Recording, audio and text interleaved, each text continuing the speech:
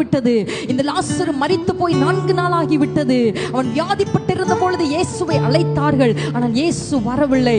மரித்த பின்பாக இயேசு வருகிறார். ஆனால் தேவனுடைய சித்தமும் தேவனுடைய நேரமும் நிச்சயமாகவே நம்முடைய வாழ்க்கையில சரியானதை கொண்டு வருகிறதா இருக்கிறது.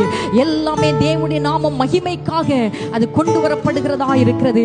ஒருவேளை தாமதமாகலாம். சில நேரத்தில் நாம் எதிர்பார்க்கிற வியாதி, நாம் சில நேரத்தில் எதிர்பார்க்கிற காரியங்கள் அந்த நேரத்தில் அந்த நாளிகையில ஒருவேளை நடக்காமல் இருக்கலாம். ஒருவேளை தாமதமாக என்ன செய்யலாம், மாறி போகலாம்.